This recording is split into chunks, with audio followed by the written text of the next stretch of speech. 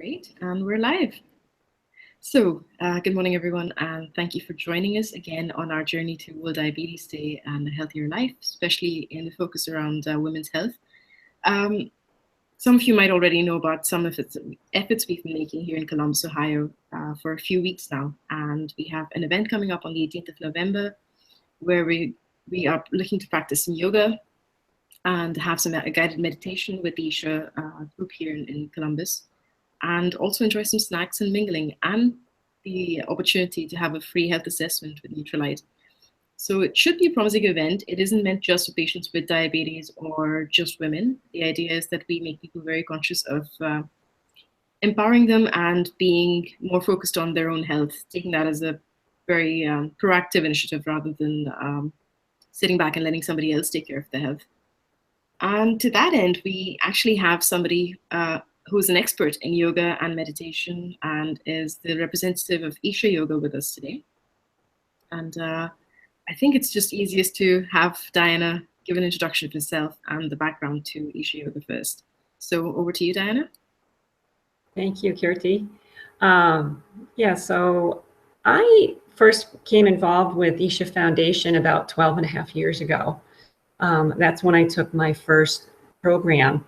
And the benefits for me were immediate in terms of physical benefits. I had severe sinusitis, migraines. These things went away fairly quickly after I started doing the practice that I learned there. And I also had increased energy level. I had 3 young boys at the time, so that increased energy was a boon. And for me, as I have practiced this over the years, I see it make benefits in my life as far as more mental and emotional, more equanimous and really just joyful, at ease with life. So, and let me just say too that Isha Foundation is a nonprofit humanitarian organization. We were founded by Sadhguru Jaggi Vasudev. We now just refer to him as Sadhguru. And he has committed his life to raising human consciousness, and in so doing, bettering the health and well-being of everyone. Over the years, I have seen people doing these practices come out of chronic ailments. Some have improved their situations, but some have just come right out of chronic ailments with these practices. So because of the big impact it's made on my life and the impact I see that it's made on other people's lives, that's why I'm involved and continue to be involved after all these years. Fantastic. Well, then I think we'll dive straight into the questions, because you've pretty much answered how yoga can, with the chronic ailments aspect, truly impact individuals' lives in the most non-invasive sort of a way. But some of the typical questions you'll get out of individuals most days who aren't that familiar with yoga or its practice is that it's a religious practice that comes from India. So as an organization that possibly deals with this on a day-to-day basis, what's your typical answer to this? Do you think yoga is a religious practice? Is it a spiritual practice? Or how would you go about explaining that? Right. Yeah, it's not a religious practice at all. There's no belief system. There's no doctrine. What Sadhguru says is that it comes from the yogic sciences.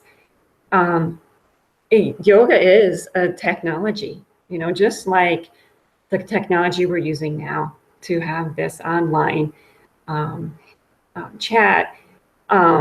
If you use it right, it can help you. We have, just within our small group in Columbus, well, smaller group in Columbus, some of our city centers are larger. We have people from different backgrounds. My fellow volunteer will be presenting the Isha Kriya and the Upa Yoga practices on OSU. She is Jewish. She goes to temples regularly.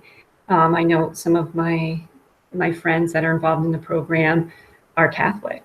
And so yeah, it's, like he says, if I give you a tool, if I give you a hammer as a tool, You don't need to be, if I give a Muslim a hammer, it'll work for a Muslim. If I give a Christian if I give a Christian a hammer, it'll work for the Christian. That's how it is.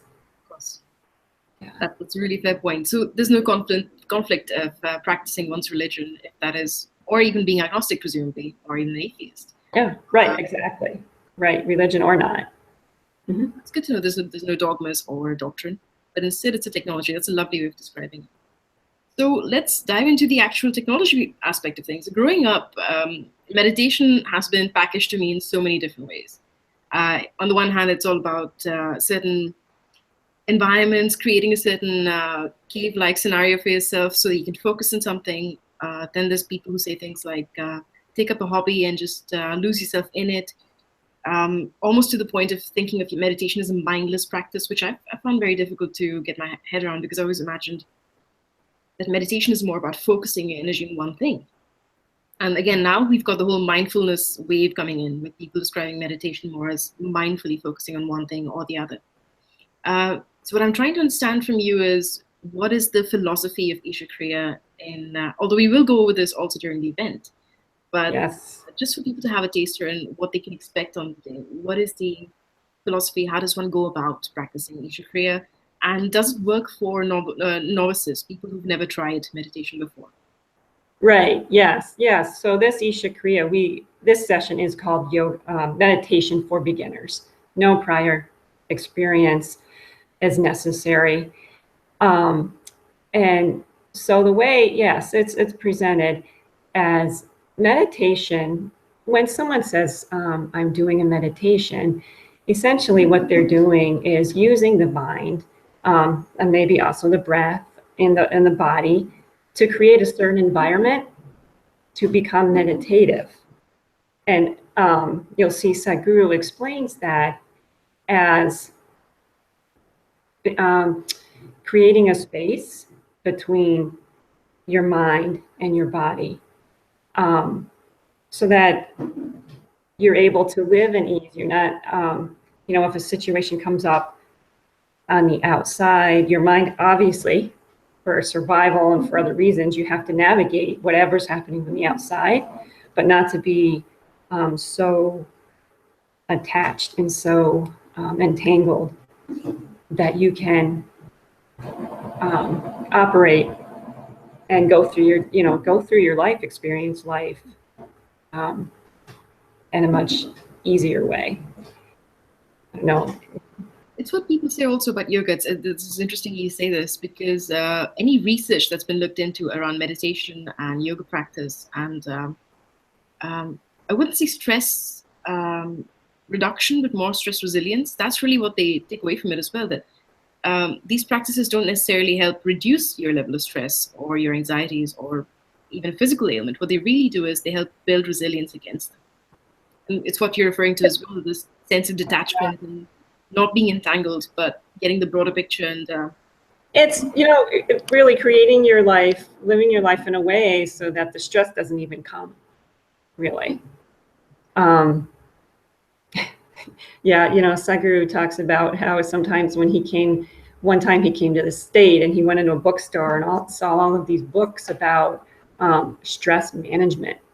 He's like, who wants to manage stress? Let's see what we can do to get rid of it. That's brilliant. That's exactly what we want. So it is possible. Great. And I mean, it's one of those factors that I think I've mentioned in previous podcasts as well, that we often downplay just how important stress is when it comes to chronic conditions, not just diabetes, but a number of other conditions. Physiologically, stress has a great impact on our bodies. It governs to a great extent the way we live, the way we eat, our sleeping practices, which in turn can actually affect your metabolism and a number of other things. So to some extent, the meditation and the physical aspect of the exercise, the yoga, go hand in hand. Is that right? Yes. So these practices have, as I mentioned, I've seen people, come out of some of these ailments. It can relieve stress. It can relieve anxiety and tension. So, there's a connection. For every state of mind, there's a chemical reaction in your body. So if these more destructive ways of thinking aren't happening and creating that chemistry in your body, if you're creating a chemistry of joy and blissfulness, then it's possible to not even get chronic ailments to begin with, or to even, as I mentioned, come out of them. Yeah, exactly. I think that's something that a lot of modern life really needs, because days are riddled by stress. Yeah. We're always surrounded by stress, either in a personal sense or just in the environment. We often ignore the fact that just the modern day life, with all the noises around it and all the energy and the inputs, even in the form of media, is so excessive for the human brain. And you need that moment of silence in a way to regain your center. So that's really a very nice description of your meditation practices. Can you maybe just go a little bit into what we're going to do on the yoga front on the day? Will that also be okay for beginners, or what sort of level of individuals would be able to practice? Right. So on the 18th, we will present Isha Kriya, which, as I mentioned, it's called Meditation for Beginners. And Kriya means an inner energy process. You just mentioned, on an energetic level, everything coming at us can, impact even our energy.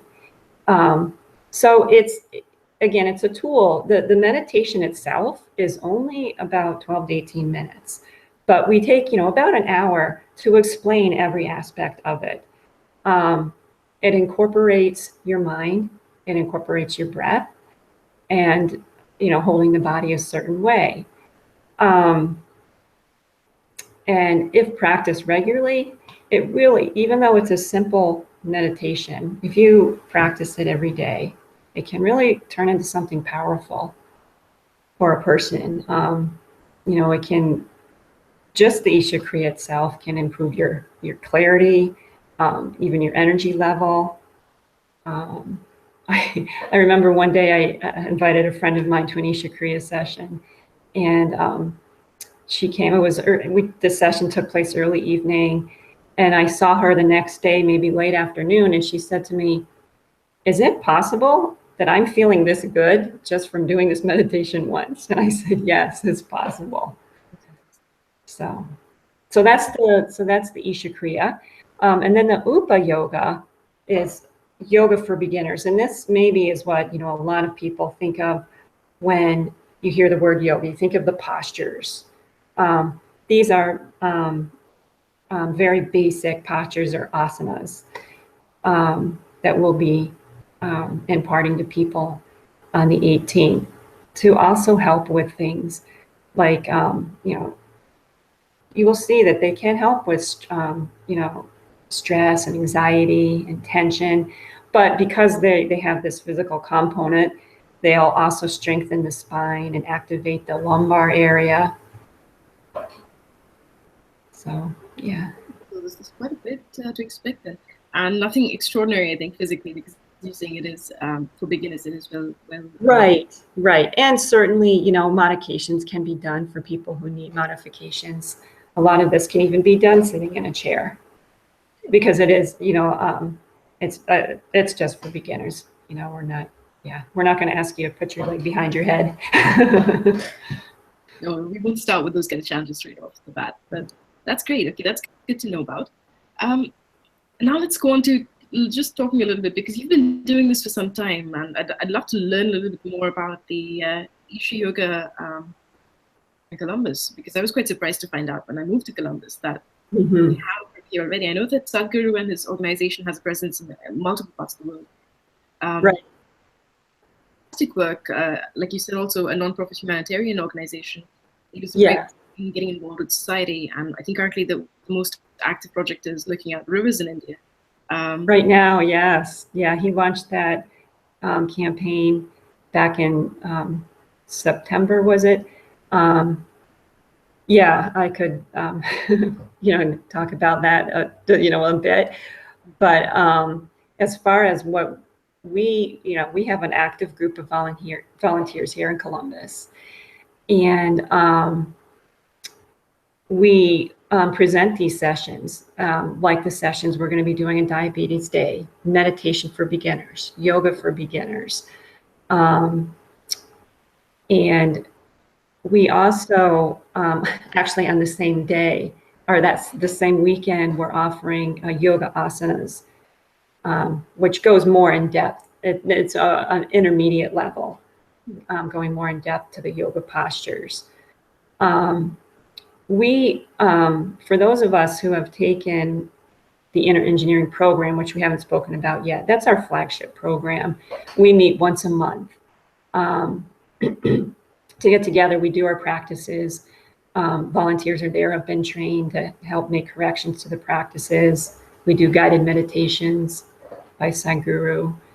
And you might even see us at a festival too. We were at India Festival promoting the Rally for Rivers and our inner engineering program. So for someone to be a part of this organization, either as a volunteer or somebody who wants to just learn a little bit more about Isha Kriya or yoga generally, what's a good resource to go to? And does one have to be a member to attend your meetings, or what are the semantics around that? Right, yeah. So you can find information about our organization in general at ishausa.org. If you want specific information about the inner engineering program I mentioned, you can go to innerengineering.com. The Upa Yoga that we're presenting has its own website. You can find that at yogayoga.org. The sessions that we offer, like the yoga for beginners, the yoga asanas, meditation for beginners, those are open to the public. And our inner engineering program. To volunteer, to represent, to be in a place where you're representing the foundation, we ask that you at least have taken the inner engineering course. And that's in different formats. The inner engineering you can take, we have it online. But there's also a 4-day live teacher-led program.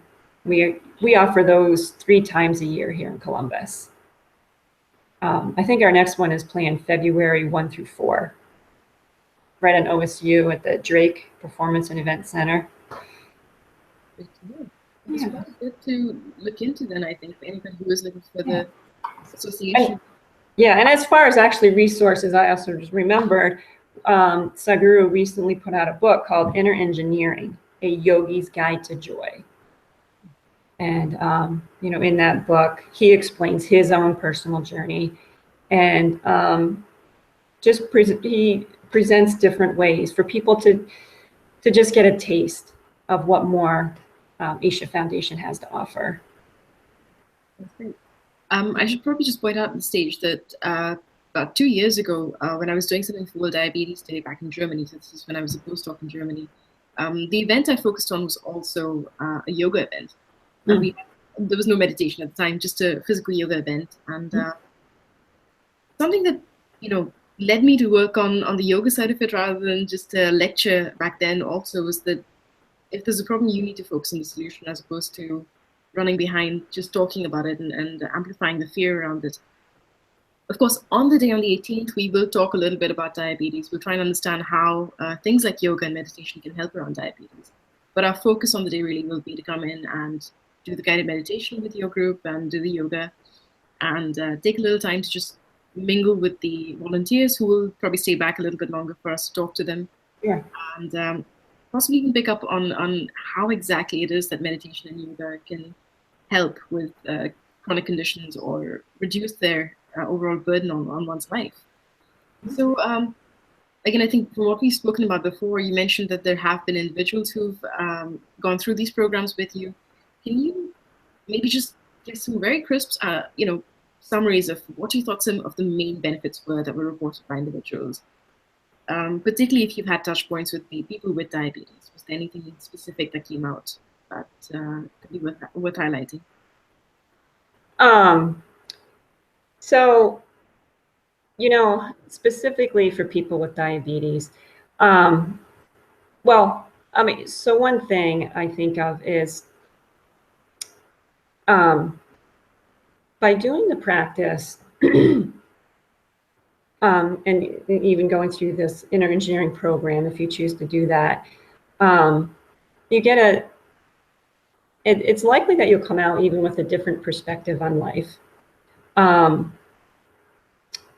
how you approach life.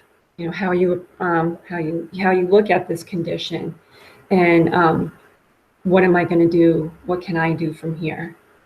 And you know, so I guess in that way, I'm thinking about the emotional and mental changes that might help you, if you already have the condition. But as I mentioned earlier, you know, the inner engineering program, people learn it's called the Shambhavi Mahamudra Kriya. And that literally has the ability to change a person's, you know, body chemistry toward health and well-being. Does that answer your question? It does, it does. Something that people don't often realize is that chronic conditions are usually associated with bouts of depression because of just their permanence or what's expected to be their permanence. So knowing how to cope emotionally with it is just as important as therapeutically and medically speaking. So this is really, I believe, what you're expressing as well. That's a huge part of how yoga and meditation might help. Beyond which, of course, yoga has been shown to really amplify insulin sensitivity in some individuals as well, just through the reprogramming in a way of the endocrine system. Because some postures can also have a direct effect on the pituitary, I believe. Right? And that tends to have an effect on the hormonal system. So that should be, I think, very interesting to look into on the day as well, is what people take away from it. So if there's any concluding remarks you have, I think, to invite individuals on the 18th to come join us. Yes. Yeah, certainly come join us. As I said, it's, you know, beginning level. So you don't need to have any prior knowledge or experience. And if you can't make that day, for whatever reason, you can contact us here in Columbus at, we have an email, columbus@ishausa.org. We can let you know about the other events that we host. And you can even call us, 614-233-1892. And I'll have that information also in our description box later. Yes. But thank you for the conversation, Diana. And I really hope everyone comes in on the 18th, because we've had quite a few people register so far. It is going to be a very interesting event.